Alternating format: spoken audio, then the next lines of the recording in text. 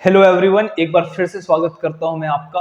जो हमारा class 10th science का मोस्ट इंपॉर्टेंट क्वेश्चन की सीरीज चल रही है उसमें। तो आज हम जो क्वेश्चन डिस्कस करने वाले हैं, आप देख सकते हैं ये कई बार आया है 2019 में, 2017 में और 2016 में। कई बार बोर्ड एग्जाम्स में जो क्वेश्चन आ रहे हैं वही मैं डिस्कस कर रहा हूँ, सो दैट 2026 का जो एग्जाम है वो आपका बहुत अच्छा जाए। तो let us discuss this question. Case based type का क्वेश्चन है, काफी इंपॉर्टेंट क्वेश्चन है, इसको पढ़ते हैं। Ravi was cleaning up his setup when he found a small box. एक सफाई कर रहा था रवि, अब उसको एक बॉक्स मिलता है, ओल्ड केमिकल के बॉक्स मिलते हैं। Among them was a bottle of ferrous sulphate crystal. उसको फेरस सल्फेट क्रिस्टल की बॉटल मिलती है। तो मैं तो रवि नहीं हूं, मैं अमन सर हूं, लेकिन मुझे भी एक बॉटल मिली है। मैं आपको दिखा रहा हूं यहाँ पे, ये एक बॉटल है। क्या लिखा हुआ है? You can see this is ferrous sulphate heptahydrate. ये तो वाटर ऑफ क्रिस्टलाइजेशन है, इसको भी मैं बताऊंगा, लेकिन ये बॉटल है फेरस सल्फेट की जो रवि को मिली इस क्वेश्चन में। और मैं आपको दिखा देता हूं ये किस कलर की होती है। सबसे पहले यू कैन सी हियर, आप देख सकते हैं इसको, ये जो है ये पेल ग्रीन कलर की होती है। This is pail green colour, इस कलर के इसके क्रिस्टल्स होते हैं। तो ये बॉटल जो है हमारे क्वेश्चन में रवि को मिल रही है। इस बॉटल को मैंने क्लोज कर दिया। अब इसके बाद हम देखते हैं क्या कहता है। फेरस सल्फेट मिल गया है, इसका फॉर्मूला आप लोगों को पता होगा, अगर नहीं पता है तो आप यहां देख लें। FeSO4 और हेप्टाहाइड्रेट मतलब 7H2O के साथ में इसके क्रिस्टल होते हैं। क्योंकि वर्ड क्रिस्टल बोला है ना, इसलिए आपको यहाँ पे वाटर ऑफ क्रिस्टलाइजेशन साथ में लगाना पड़ेगा। और ये आपको याद होना चाहिए कि 7 वाटर मॉलिक्यूल्स होते हैं इसमें। ठीक है, तो यहां पे बात करता है इसके आगे, curious about the content he decided to heat a small portion of crystal. तो उसने क्या किया, इस क्रिस्टल को लिया और इसने डिसाइड कर लिया कि मुझे हीट करना। अब हीट के लिए क्या करते हैं हम, यहाँ डेल्टा शो कर देते हैं, ये हीट का शो होता है, सिंबल होता है।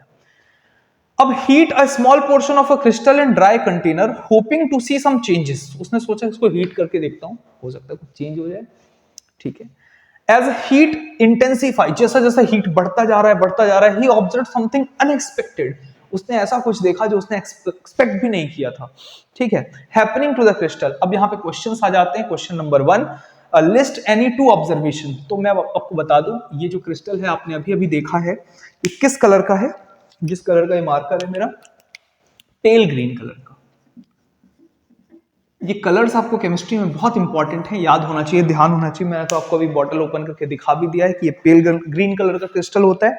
जैसे ही आप इसको गर्म करते हो तो ये 7 मॉलिक्यूल जो होते हैं हट जाते हैं और ये बन जाता है FeSO4। और ये एमॉर्फस व्हाइट कलर का होता है, व्हाइट कलर का ये क्रिस्टल होता है। अब आपने थोड़ा सा गर्म किया, ये व्हाइट हो गया, लेकिन आपने इसको इंटेंसिफाई गर्म किया। आपने इसको सोचा कि नहीं अब इसको बख्शेंगे नहीं, हम और गर्म करेंगे, करते ही जाएंगे। तो और गर्म करने से ये बनता है Fe2O3। ठीक है, ये अपनी ऑक्साइड में कन्वर्ट हो जाता है और ये रेडिश ब्राउन कलर का होता है। किस कलर का होता है? रेडिश ब्राउन कलर का होता है। तो ये एक इंपॉर्टेंट चेंज है, पेल ग्रीन से व्हाइट और व्हाइट से रेडिश ब्राउन कलर में चेंज होता है। तो पहली ऑब्जर्वेशन तो आप ये देखते हो। तो इस इक्वेशन को एक बार फिर से लिखते हैं। FeSO4 को हमने हीट किया, ज्यादा हीट किया, इंटेंसिटी के साथ हीट किया, तो Fe2O3 मिलता है। ठीक है, ये फेरस ऑक्साइड है। और इसके साथ साथ में हमें 2 गैसेस मिलती हैं, सल्फर डाइऑक्साइड और सल्फर ट्राइऑक्साइड। और जो इसकी स्मेल होती है, सल्फर के जो ऑक्साइड्स होती हैं उनकी जो स्मेल होती है वो वैसी होती है जैसे बर्निंग मैच स्टिक। आप माचिस लीजिए और उसको जलाइए, जलाने के बाद बुझा करके स्मेल कीजिए, ऐसी ही स्मेल होती है SO2 की। इसको बोलते हैं गला घोंटू गैस। गला घोंटू मतलब आप स्मेल कर लोगे ना तो एकदम से यहाँ पे मचलने लगेगा कि यार क्या हो गया।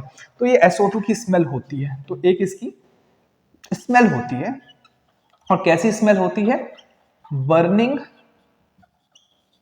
माचिस, है ना, MATCH, मैच स्टिक। तो बर्निंग मैच स्टिक की जो है इसकी स्मेल होती है। ये पहला ऑब्जर्वेशन आपका कलर का हो गया और दूसरा आपका स्मेल का हो गया। These 2 observation you found. List any two observation. So I hope question A clear हो गया होगा आपको अच्छे से। बी की बात करते हैं, what type of chemical reaction, कौन सी केमिकल रिएक्शन है। देखो यहाँ पे डिकम्पोज हो रहा है, ये देखो ये एक कंपाउंड है और एक कंपाउंड जो ए बी है, जब ए बी डिकम्पोज होता है ए प्लस बी में, इसको बोलते हैं डिकम्पोजिशन रिएक्शन। और डिकम्पोजिशन रिएक्शन जो होती है वो 3 तरीके से होती है, यहां पे हम हीट दे करके करा रहे हैं। तो हमारा जो ए हो गया वो तो ये 2 चेंजेस हो गए, जो बी हमारा आंसर होगा, our B answer is thermal decomposition. Thermal decomposition reaction हो रही है क्योंकि टेम्परेचर की वजह से ये रिएक्शन हीट देने की वजह से हो रही है। I think it is clear now. इसके बाद कह रहा है right the balance chemical equation, तो अब हमें इसे बैलेंस करना है, तो चलो बैलेंस करते हैं इसको। यहाँ पे Fe2 है, यहाँ पे अगर मैं 2 लगा देता हूं तो ये बैलेंस हो जाती है, जादू ये जल्दी से हो गई।